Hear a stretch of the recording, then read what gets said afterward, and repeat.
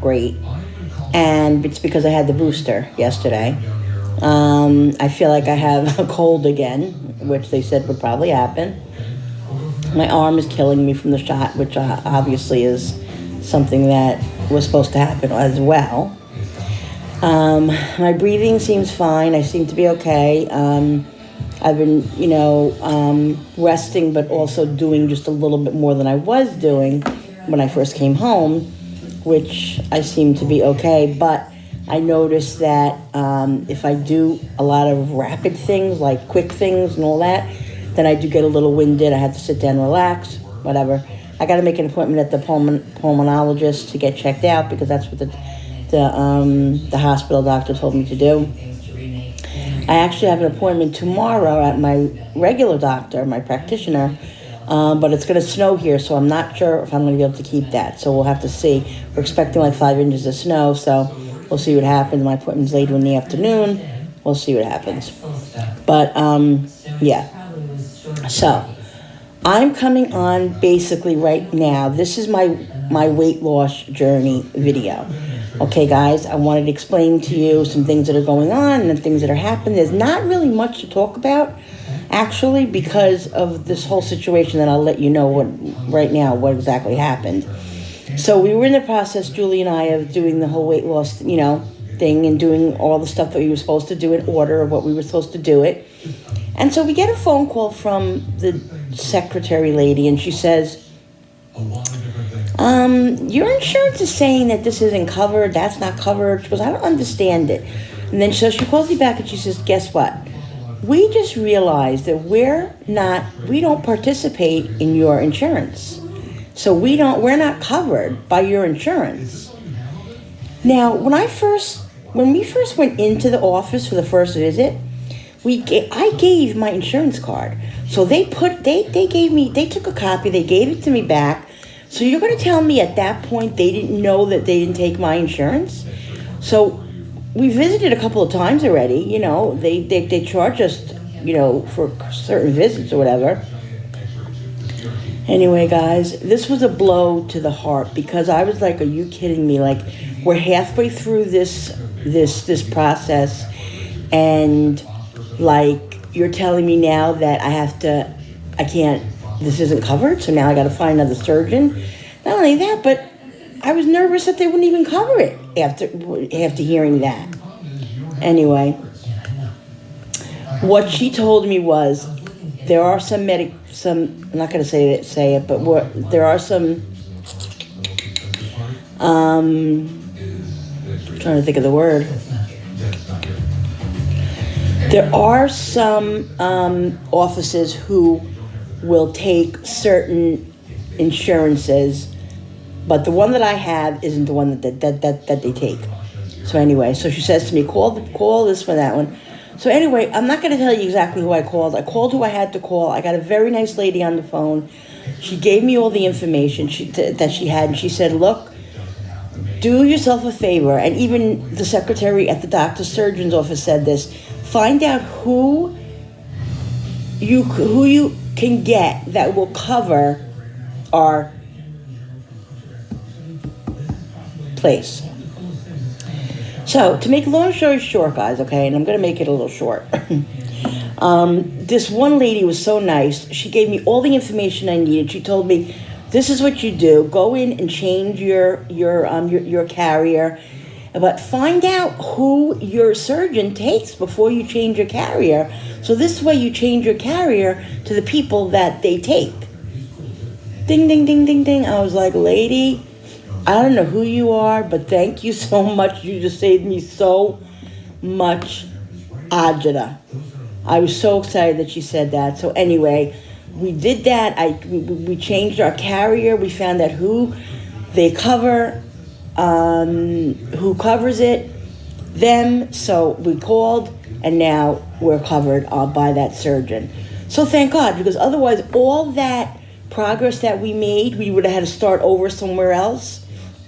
And not only that, but like the doctor's office was like, oh, you got to see if, I don't know about the other two visits, they're probably not covered. You're going to have to pay out of pocket. I was like, pay out of pocket? Are you crazy, lady? So it was just it would have been a big thing. So anyway, we got all that taken care of, but I had to wait till January 1st for the new insurance to kick in. So we paused everything. This was like, I don't know, I think it was right before Christmas. I don't even remember, a couple of weeks, like 3 weeks ago, 2 or 3 weeks ago. And so we had to pause everything. So now that it's January 6th, and all the stuff that happened with the hospital, we didn't even get a chance to call the surgeon and let them know that we are covered now. We have that insurance and all that, so that we still have to do. So now we have to start everything up again, which this insurance company, supposedly it only takes like a month to do it. So as long as we get all our stuff done, I mean, it's January, we'll probably do it. I'm pushing for February, March, probably more towards the end of February to the beginning of March. That's when I want to have mine done. Julie, I'm not sure, probably the same around, we're going to have it around the same time. So I'm still ready for it. I still want to have it. But now, because of the issues that I'm having with my lungs, I need to be 100% well. I mean, I was going to have to be cleared anyway by the pulmonologist, but now that I have issues, they're really going to make sure that, I'm cleared. So I have to be cleared, lung-wise and breathing-wise and all that wise before I can get the surgery, which is fine because I want to be anyway. I don't want to go into it, God forbid, having an issue or anything like that. But, as far as talking to the doctors and stuff, even though I'm having this issue, I feel like they feel it's worse to not get the surgery. You know what I mean, at this point. So I don't know. I'm going to make the appointment at the pulmonologist, go to them, and then go further and see, all the steps that I have to take, the rest of the steps I have to take to get the surgery, because I still feel like I really have to have the surgery, because it all comes down to the weight. Like, even though, I have lung damage from COVID and all that, the weight doesn't help. The weight contributes to it, and it makes things worse. The diabetes makes things worse, obviously, makes everything worse, obviously, which comes from the weight, which, so there you go. So, so that's it. So that's really, in a nutshell, exactly what is happening right now. We're on hold. We're on hold, and I just have to get a couple of phone calls done and get those things moving again, and I'll do that. And I just feel like sometimes people, and I'm not naming any people because I really don't have anybody specific. I'm just saying in general, I feel like sometimes people think, oh, it's just so easy just to lose the weight, and it's so easy it's so easy just to say, oh, I'll only have this amount of whatever instead of having whatever. There's so much that goes into it. Emotions, addictions,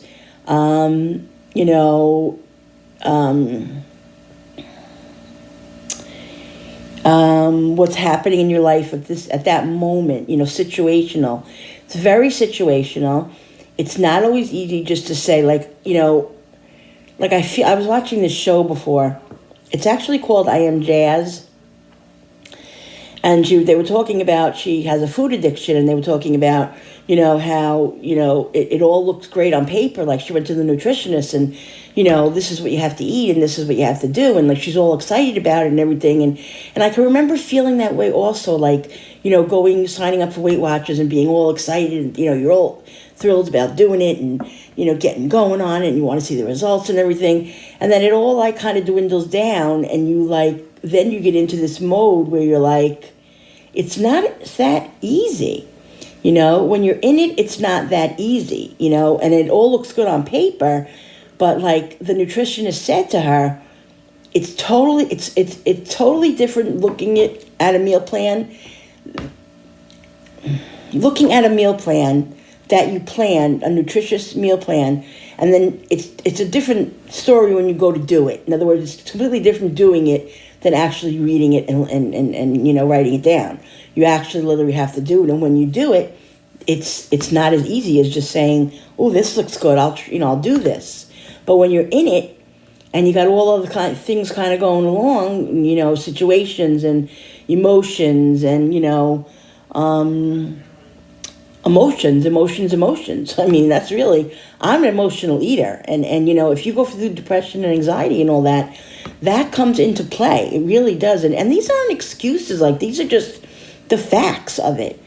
Yes, do I not stick to my diet do I not stick to eating better, or eating the amounts that I should eat all the time? Yes, I don't.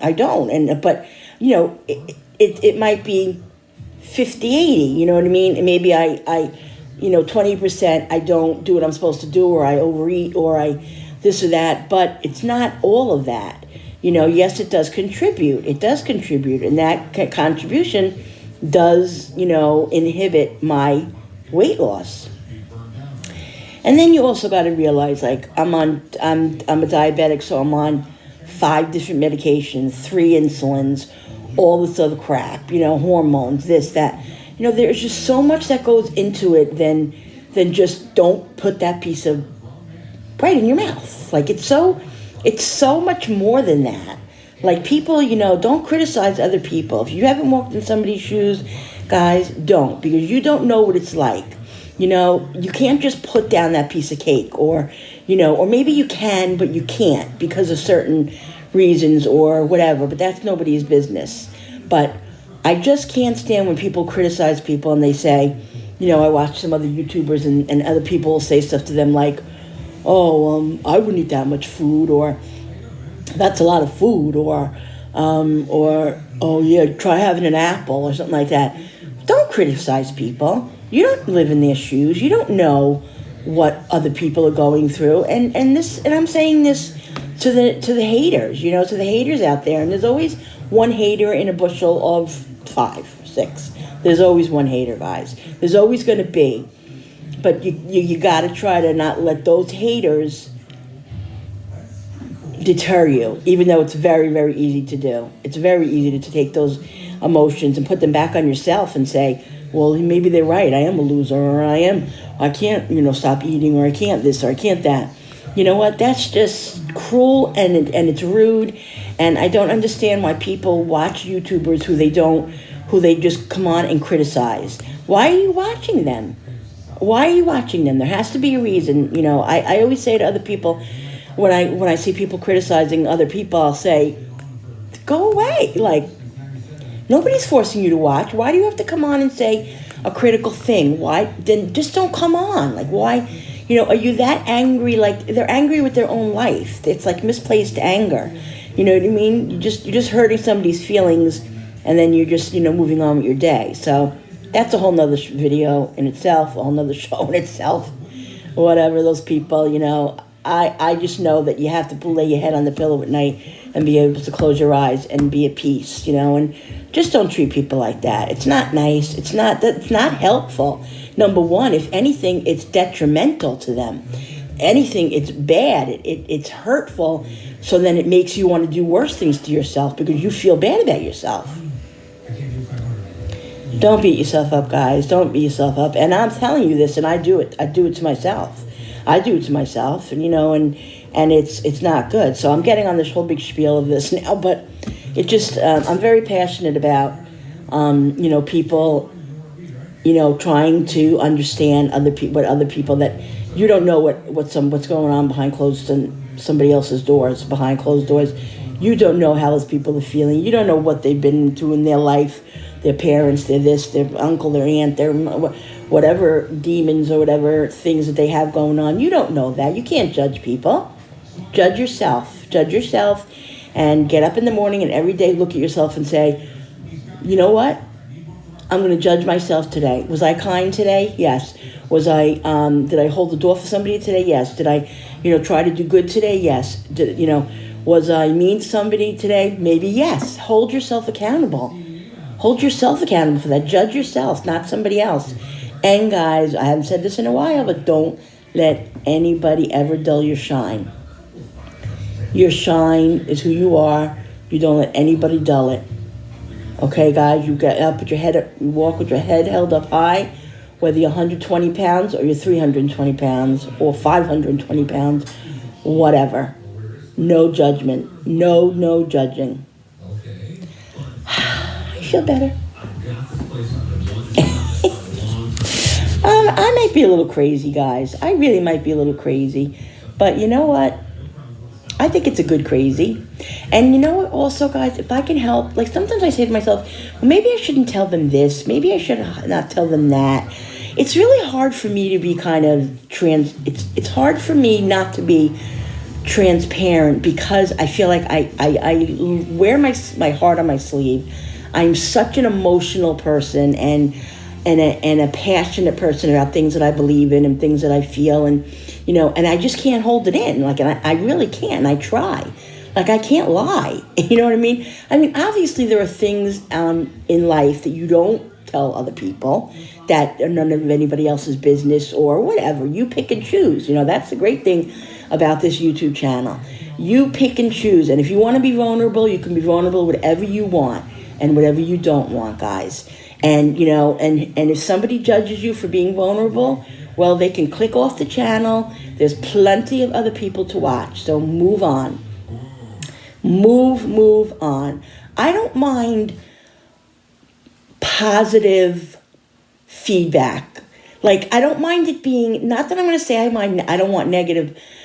People can say, I'm not worried about people saying to me, well, Linda, maybe if you did this or did that, not criticizing with negativity, like criticize with positivity.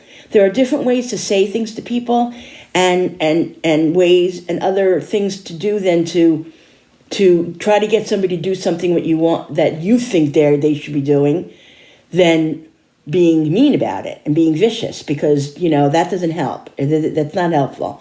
So, say a nice word to somebody today, encourage somebody, help somebody, and therefore you'll be helping yourself. You really will. I've learned that. It feels really good, to come on here and to help other people. And like I said, if I can help one person, talk about their depression and talk about, like I said, I'm an emotional eater, and the nutritionist was on that show was telling her that, she said, you're eating your feelings. So in other words, when you're angry, or like, I can remember this in the last couple of days with stress that I've had, with everything that's been going on, or in the moment, I say to myself, oh my God, I could use a freaking piece of cake right now. I need a cookie or something, and then you think to yourself, well, there you go.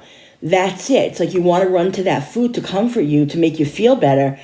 And I've really learned, I would say in the last 5 years of my life, to try not to do that. And I haven't been 100% successful, obviously, but it's definitely better. And I think that's really what I want to work on, is specific situations and just a daily thing where reminding myself of that every minute, that, breathe, take a breath, take a drink of water, walk around in a circle, smack yourself in the face. I don't know, do something to get you to lose that emotion for that minute. And maybe, write in your journal, or, yell or scream, stick your head under a pillow and just scream your head off. Guys, I've done that a few times and it feels really good. So it feels really, really good. So there's other ways to really, combat your anxiety and your emotions, so you don't go right to eating. It's not that easy. And I know it's not that easy from my, I'm a product of it. So, but you're not alone, guys. Everybody's in this together. Nobody's perfect, but God Almighty, and, that's it. And so you do what makes you happy, what makes you feel good. And that's my saying for the day. So this is a situation with my weight loss surgery. I'm still in it. I'm still pushing through it. Hopefully my health is going to stay steady now. It's been honestly, very stressful the last week. Being in the hospital, not being able to breathe, going through all these emotions now with COVID and all this stuff happening again. I feel like it's 2 years ago. Everything is just coming down on us. It's really, really, really hard to stay happy and to be, positive. It really is. So I'm just going to look to God and look for the encouragement and the positivity that I have around me. And that's why, the last 10, 15 years of my life, I have been surrounding myself with just positive people, because honestly, I cannot take the negativity of negative people. I just can't. I just can't. Blood or no blood, I still love them, but it's just not healthy to have relationships with certain people, and that's all I'm going to say on that front. And anyway, so that's it, guys. So listen, don't let anybody dull your shine, okay? And I'll be back in a couple of weeks. Whenever I know some stuff regarding my weight loss surgery, I'll come back and let you guys know what's going on. And when I'm on my other videos, I'll, I might throw in a little tidbits here and there of what's going on. But I'm feeling a lot better. Like I said, I don't feel the best because I had the shot. So now I'm having kind of like flu symptoms. But my breathing is okay as of right now, and and then I'll take it. We'll take it from there. So that's it, guys. Listen, if you guys like these type of videos, do that. You hit the thumbs up button on the bottom. Don't forget to hit the notification button with the bell and all the bells. So you got all the buttons. So you guys can be notified every time I upload. All right, guys. So thanks for listening. Thanks for being here, and thank you so much for all your support. To my old subscribers, to my new subscribers, thank you all for being here. Mwah. See you on the next video. Bye, guys.